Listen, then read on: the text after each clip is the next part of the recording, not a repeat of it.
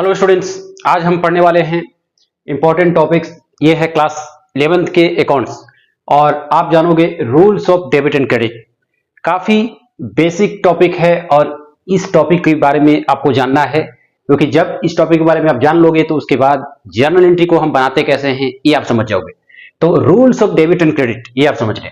सबसे पहली बात मैंने ये बताई है कि under double entry system of accounting each transaction has two aspects.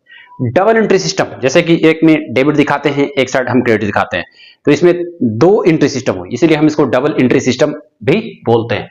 अब साथ ही साथ one aspect is debit, that is receiving और इनकमिंग एस्पेक्ट हो गया। तो एक एस्पेक्ट जो होंगे, पहला पहलू जो भी होगा इसे हम क्या बोलेंगे, रिसीविंग या फिर इनकमिंग एस्पेक्ट्स। दूसरा जो हो गया उसे हम क्या बोलते हैं, क्रेडिट। क्रेडिट मतलब गिविंग या फिर आउटगोइंग एस्पेक्ट्स हो गए, ठीक है। तो दोनों जो होंगे इसको क्या बोलते हैं, डबल एंट्री सिस्टम बोले जाते हैं। ये आपको ध्यान रखना है, ठीक है। एक डेबिट के लिए, एक क्रेडिट के लिए, सिंपल है। क्लासिफिकेशन ऑफ अकाउंट्स अगर देखा जाए तो यहां पर दो अप्रोच के हिसाब से बनते हैं, एक ट्रेडिशनल अप्रोच बनते हैं और एक बनते हैं मॉडर्न अप्रोच। ये आपको ध्यान रखना है। तो ट्रेडिशनल अप्रोच जो है इसके दो पहलू इसमें भी आते हैं, जैसे कि एक पर्सनल अकाउंट और एक इम्पर्सनल अकाउंट। तो ये क्या हो गया, डेबिट और क्रेडिट का ये नियम हो गया। तो इसके हिसाब से आपको ट्रेडिशनल के हिसाब से ये यहां पर मैंने लिखा है, अब मैं इसको समझा दूंगा। दूसरी बात, मॉडर्न अप्रोच भी होता है। मॉडर्न अप्रोच के हिसाब से भी डेबिट और क्रेडिट कैसे हम इस्तेमाल करते हैं ये भी आप समझ जाओगे। सबसे पहले आते हैं ट्रेडिशनल अप्रोच में पर्सनल अकाउंट की बारी। तो इसमें क्या है, इसमें बताया गया पर्सनल अकाउंट में debit the receiver, credit the giver. मतलब क्या करना है, जो भी रिसीव हो रहा है, जो चीज तुम रिसीव कर रहे हो उसे डेबिट कर दो, और जो चीज तुम दे रहे हो, जैसे पैसा वगैरह दे रहे हो, उसे क्या कर दो, क्रेडिट कर दो। जैसे एग्जांपल क्या है पर्सनल अकाउंट के, जैसे Shyam and company capital account of proprietor या फिर अ सप्लायर ऑफ गुड्स, ठीक है। जैसे कि मैं इसका एग्जांपल देना चाहूंगा पर्सनल अकाउंट का, कुछ छोटे छोटे मैं आपको जर्नल भी सिखाते चलता हूं, बाकी तो हम नेक्स्ट क्लास में जो है जर्नल के क्वेश्चंस तो करेंगे ही करेंगे। तो जैसे मान लीजिए यहां पर एक क्वेश्चन है, एक तरह से Ram started business with cash.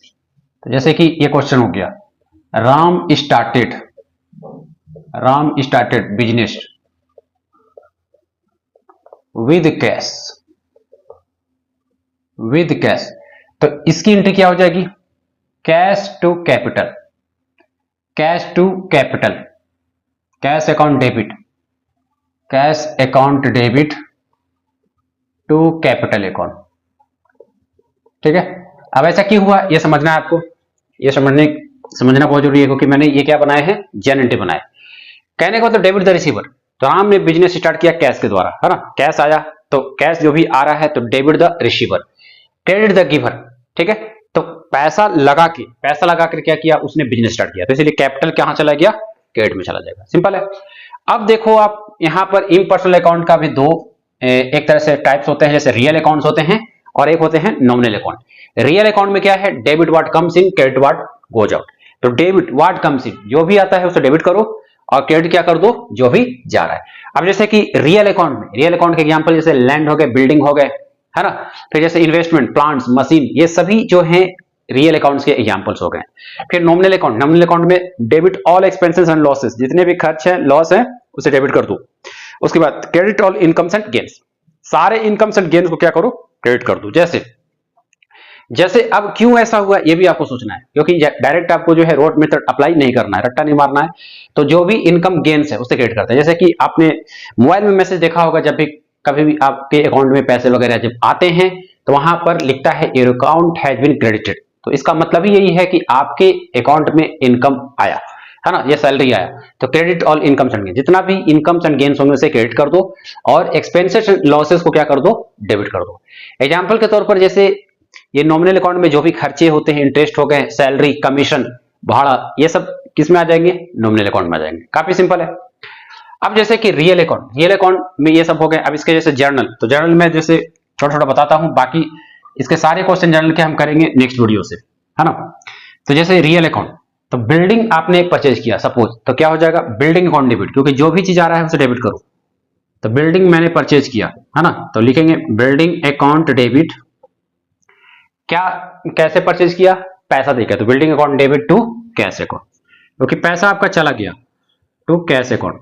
तो जब आपका कैश चला जाता है तो क्या करोगे, क्रेडिट व्हाट गोज आउट, पैसा चला गया क्रेडिट कर दो, और जो भी चीजें आई जैसे बिल्डिंग अकाउंट है ना, ये फिक्स्ड एसेट्स है, तो एक तरह से ये डेबिट हो जाएगा।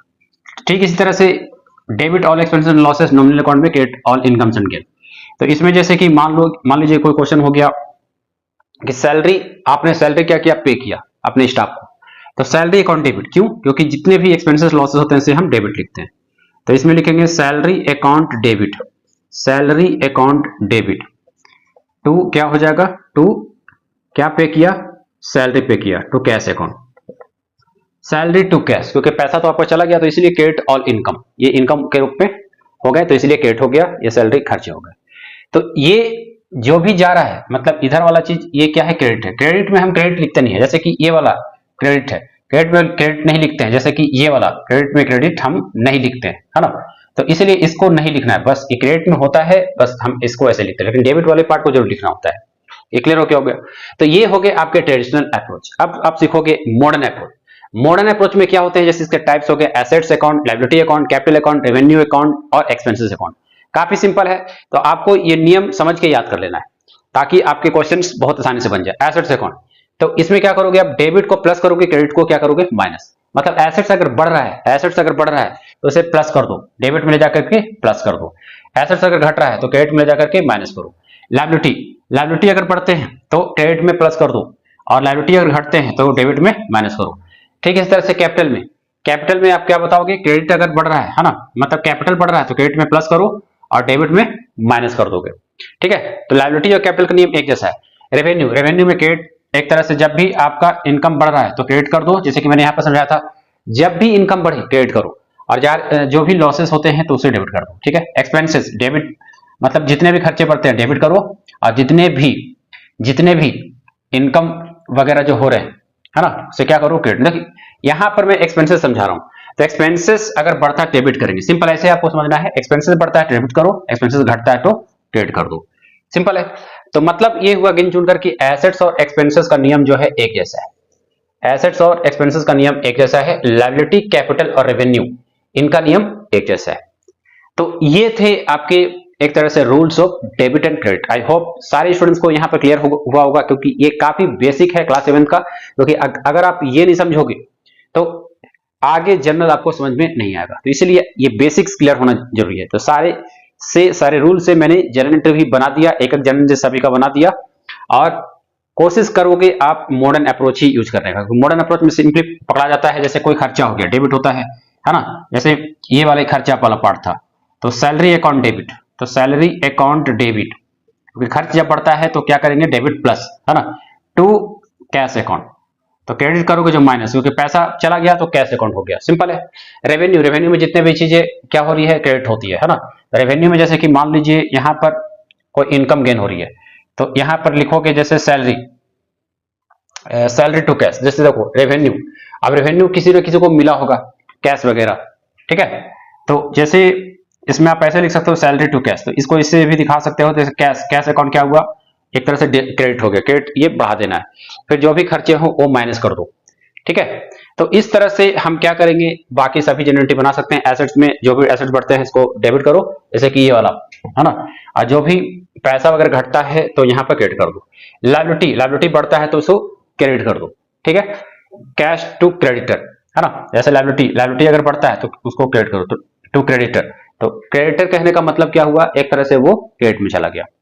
तो इस तरह से ये नियम बनाए जाते हैं जनरल एंट्री के, है ना।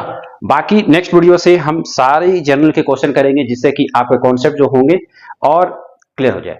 तो आज के लिए इतना ही, थैंक यू।